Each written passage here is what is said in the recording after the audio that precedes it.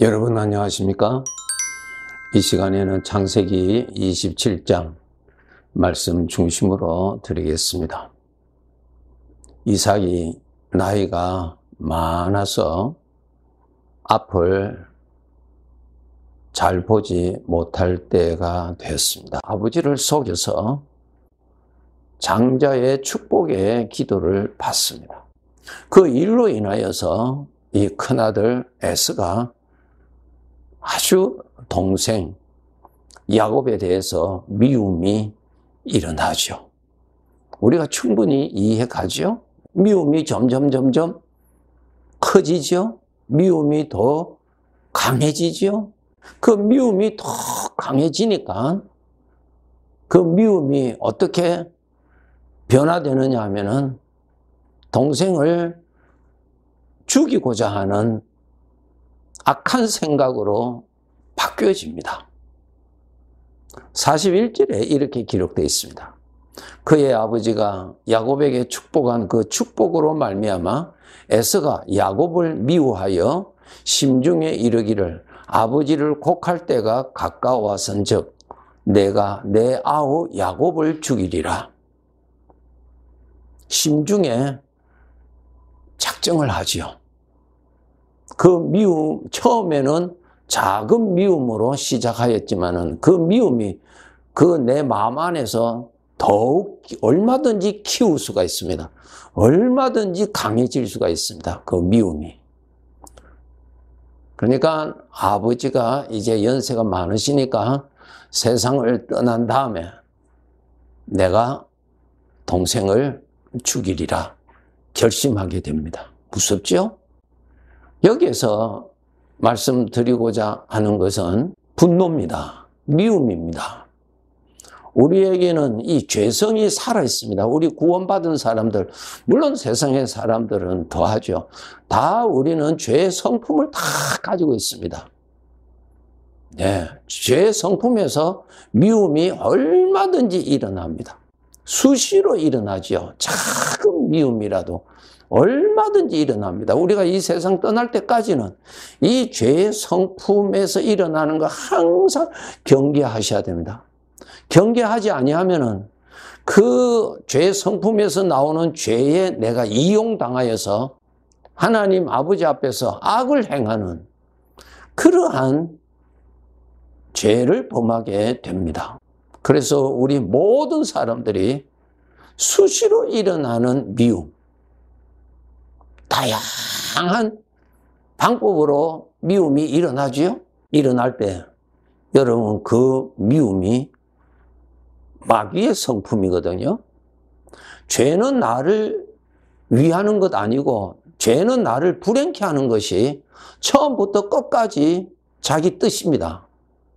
그래서 미움으로 일어나는 이 작은 미움으로 일어나는 거 정말 우리가 깨어서 조심하지 아니하면은 작은 불씨가 큰 건물을 얼마든지 태울 수 있는 것처럼 이 미움이 나의 생애를 얼마든지 불행케 할 수 있고 대인관계에 불행케 할 수 있고 하나님과의 관계에서도 불행케 할 수 있는 무서운 것이 됩니다.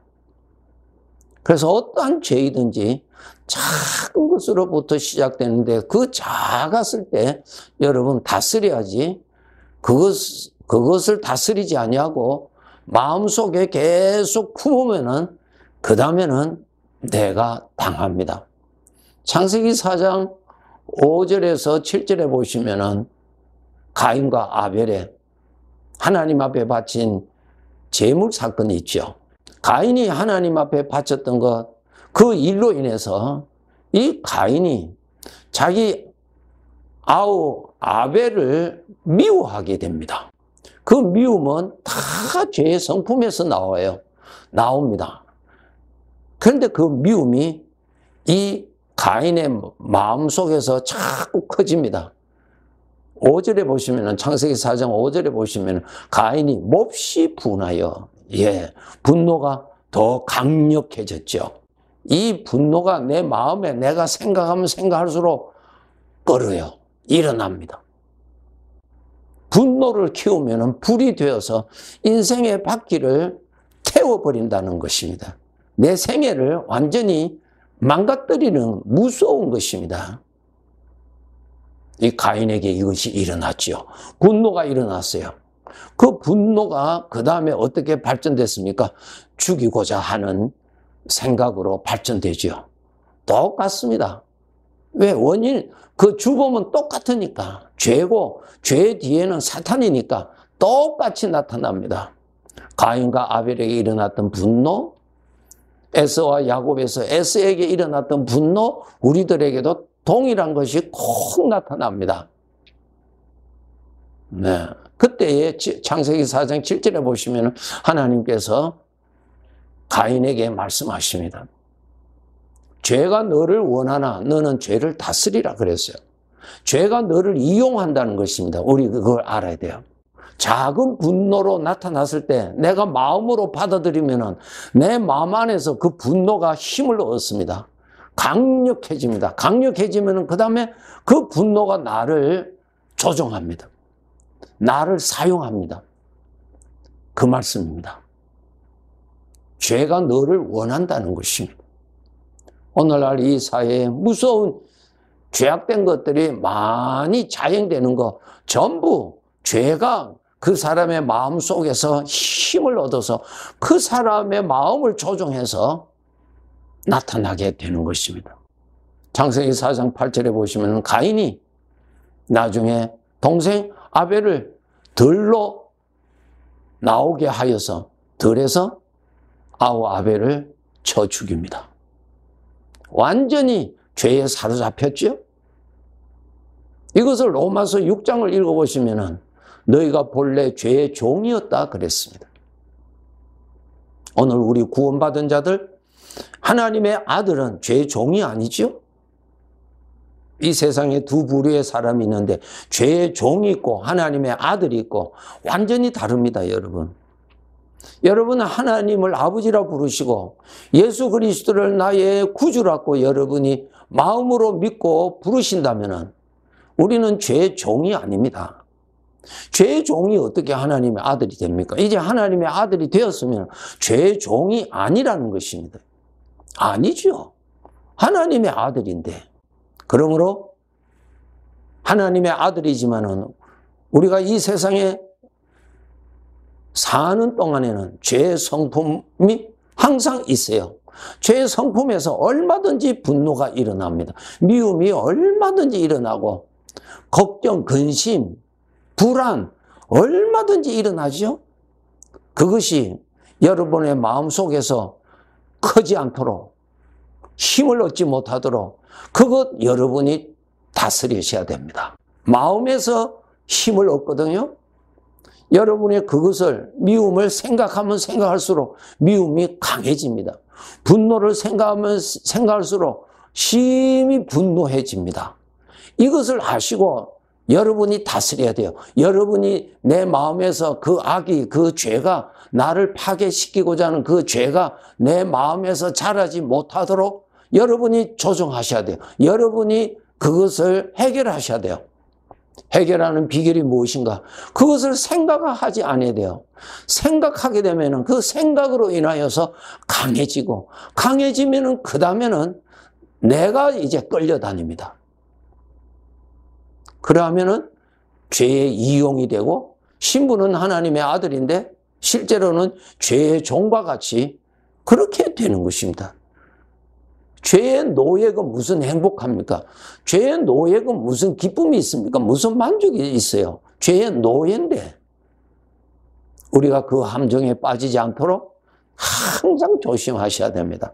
항상. 그것을 우리 아버지가 항상 말씀하시죠? 시험에 들지 않도록 늘 기도하라. 아버지가 늘 우리들에게 말씀하십니다. 에스더서에 보면은 3장을 읽어보시면 또 잘 나옵니다. 메데파사 시대 때 그 나라의 제2인자 그 하만 장군이 얼마나 권세가 강하였는지 그 하만이 지나가면은 백성들이 무릎을 꿇고 엎드려서 절하도록 그렇게 되어 있습니다. 그만큼 권세가 강했습니다. 이 하만이. 그런데 왕궁을 지키는 그 문지기들이 있잖아요. 그 문지기 중에서 모르드게라고 하는 사람이 있었어요. 그런데 그 사람은 이 하만이 지나갈 때 무릎을 꿇지도 아니하고 절도 아니하였습니다. 모르드게가. 이 사실을 안 그 주변 사람이 알지요. 그 사실을 하만에게 알려주었습니다. 하만이 그것을 알았을 때 무엇이 일어나겠습니까? 분노가 일어나지요.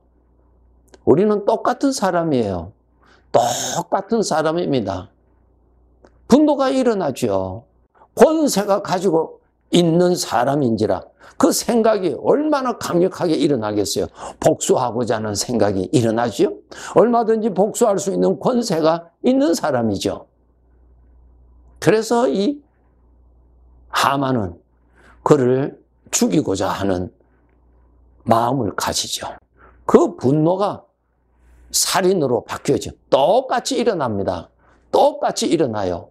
그래서 모르드게를 저놈을 죽여야 되겠다고 이 하만이 생각하고 있을 때 또 어떤 사람이 하만에게 또 정보를 줍니다. 그 모르드게는 유다 사람입니다. 그렇게 말합니다.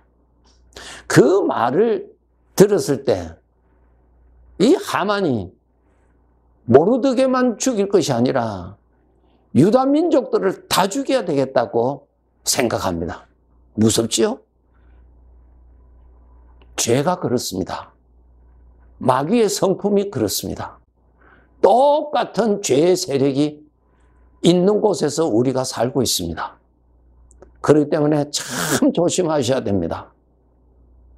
모르드게가 절하지 않는다는 것을 들었을 때 분노가 일어나고 그 분노가 하만의 마음 속에서 더욱더 강해지니까 죽이고자 하는 것으로 바뀌어지고 그 생각에다가 그의 동족, 유다 민족들을 모두 다 죽이고자 하는 마음으로 바뀌어지죠. 사탄의 마음이죠. 이것이 오늘날 우리들에게 얼마든지 일어납니다. 성경 보세요. 사탄이 활동하고 있는 곳에 지금 우리가 살고 있죠. 우리에게는 죄의 성품이 있죠. 얼마든지 일어날 수 있습니다. 참 조심하셔야 됩니다. 다시 말씀드립니다. 죄는 나를 사랑하지 않습니다. 죄는 나를 위한 것 아닙니다. 죄는 철저하게 나를 파괴시키고 나를 불행케 하고자 하는 것이 죄의 뜻입니다. 이 덫에 빠지지 않도록 깨어 있어야 됩니다. 자기 자신을 믿으면 안 됩니다. 하나님의 도움이 아니면은 이 무서운, 이 악한 죄에 얼마든지 우리는 사로잡혀서 이용당하게 됩니다. 내 인생은 파괴됩니다. 그렇게 되어서 안 되도록 여러분이 정말 잘 지키셔야 됩니다. 지키는 방법이 하나 있어요. 하나님을 가까이 하셔야 돼요. 죄의 세력에서 자유할 수 있는 것은 하나님밖에 없고 죄의 세력을 묶을 수 있는 것은 하나님밖에 없어요. 하나님을 가까이 하셔야 돼요. 그래서 하나님의 보호를 받아야 되고 하나님의 돌보심을 받아야 됩니다. 로마서 1장을 읽어보시면은 하나님께서 만약에 우리의 죄의 성품대로 하나님이 간섭하시지 아니하시고 그때 순간순간 죄의 성격이 나타날 때마다 하나님이 다스려 주시지 아니하시면 그 작은 불씨가 큰 불이 되어서 얼마든지 우리들이 파괴됩니다. 하나님이 지켜주셔야만이 살 수 있습니다. 그 외에 다른 길이 없습니다. 예. 그래서 우리 구원받은 하나님의 백성들 정말 하나님 가까이 하셔야 돼요. 하나님은 빛이요 죄는 어두움으로 말씀하셨는데 빛을 가까이 해야 어두움이 나를 함부로 덮지 못하지요. 그런데 빛을 멀리하고 있으면 그것은 바로 어둠에 사로잡힙니다. 나의 구원이요, 나의 보호요, 나의 안식처는 살아계신 하나님밖에 없습니다. 하나님이 돌봐주셔야 평안합니다. 빛이 있어야 어둠이 정복하지 못합니다. 최선을 다해서 빛을 가까이 하도록 노력하셔야 편안하게 살아갈 수 있습니다. 여러분, 이 세상에는 마귀가 우글거리는 그러한 세상이요. 우리 사람에게는 죄의 성품이 살아있는 그러한 사람들입니다. 하나님이 지켜주시지 아니하시면 아무도 큰 소리 칠 사람 아무도 없고, 자기가 어떠한 힘이 있다더라도 그것은 대적 앞에서는 아무런 힘을 쓸 수 없는 종이 될 수밖에 없는 사람이라는 것입니다. 이것을 우리가 정말 깨닫고 하나님 앞에 겸손하게 하나님을 가까이 함이 내게 복이다. 예. 하나님을 가까이 함이 나의 안식이요, 나의 평안입니다. 보호받으면서 살아야죠. 아담 이후로부터 모든 인간에게는 죄의 성품이 살아있는데 그거 하나님이 다스려 주셔야 우리가 살아갈 수 있죠. 하나님이 잠잠게 해주셔야 우리가 살아갈 수 있습니다.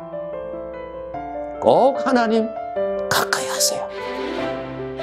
하나님께서 이 세상을 복되게 살다가 천국에 가게 하시는 것이 우리 아버지의 선물입니다. 하나님 멀리하지 마세요.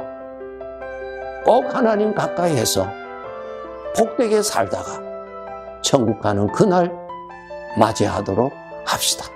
네, 감사합니다.